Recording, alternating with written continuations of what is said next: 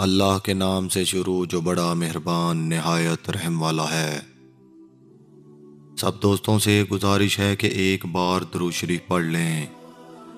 حضرت ابو ہریرہ رضی اللہ تعالیٰ عنہ سے روایت ہے کہ رسول اللہ صلی اللہ علیہ وآلہ وسلم نے فرمایا، جس نے مجھ پر ایک بار درود بھیجا اللہ تعالیٰ اس پر 10 بار رحمت نازل فرمائے گا۔ صحیح مسلم۔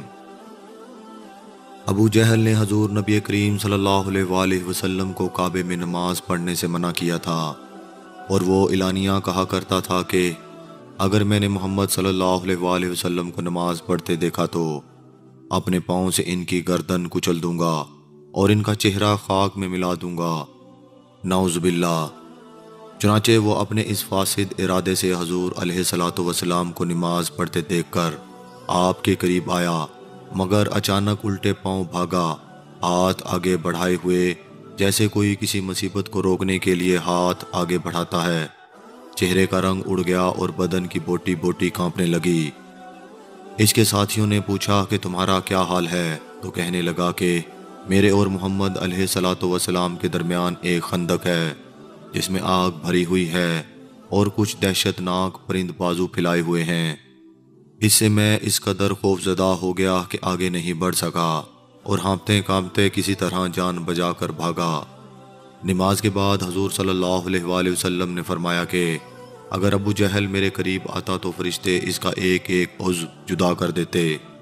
اس کے بعد بھی ابو جہل اپنی خباثت سے باز نہیں آیا اور حضور کو نماز پڑھنے سے منع کرنے لگا۔ اس پر حضور نے سختی سے اس کو جھڑک دیا تو ابو جہل نے غصے سے بھر کر کہا کہ آپ مجھے جھڑکتے ہیں، حالانکہ آپ کو معلوم ہے کہ مکہ میں مجھ سے زیادہ جتھے والا اور مجھ سے بڑی مجلس والا کوئی نہیں ہے۔ خدا کی قسم، میں آپ کے مقابلے میں سواروں اور پیدلوں سے اس میدان کو بھر دوں گا۔ اس کی دھمکی کے جواب میں سورہ علق یعنی سورہ اقرا کی یہ آیات نازل ہوئیں۔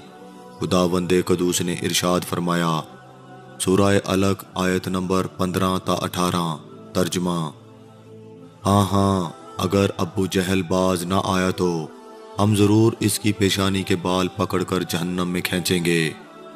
جھوٹی خطا کار پیشانی کو اب پکارے وہ اپنی مجلس کو، ابھی ہم اپنے سپاہیوں کو بلاتے ہیں۔ حدیث شریف میں ہے کہ اگر ابو جہل اپنی مجلس والوں کو بلاتا تو فرشتے اس کو بالا اعلان گرفتار کر لیتے اور وہ زبانیہ کی گرفت سے نہیں بچ سکتا تھا۔ ابو جہل جب تک زندہ رہا ہمیشہ حضور علیہ الصلوۃ والسلام کی دشمنی و اظہار ثانی پر کمر بستہ رہا اور دوسروں کو بھی اس پر اکساتا رہا۔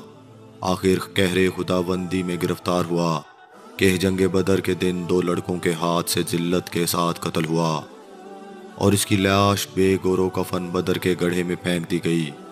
اسی طرح تمام دشمنان رسول طرح طرح کے عذابوں میں مبتلا ہو کر ہلاک و برباد ہو گئے۔ سبحان اللہ۔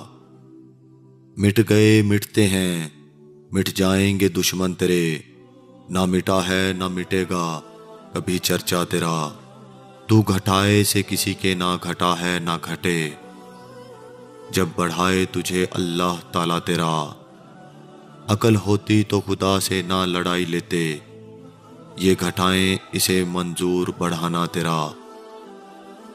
معزز عزیز دوستو، میں امید کرتا ہوں یہ ویڈیو آپ دوستوں کو پسند آئی ہوگی۔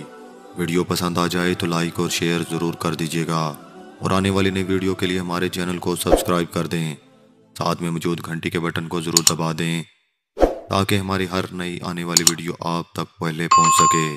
مجھے دیجیے اجازت، اللہ حافظ۔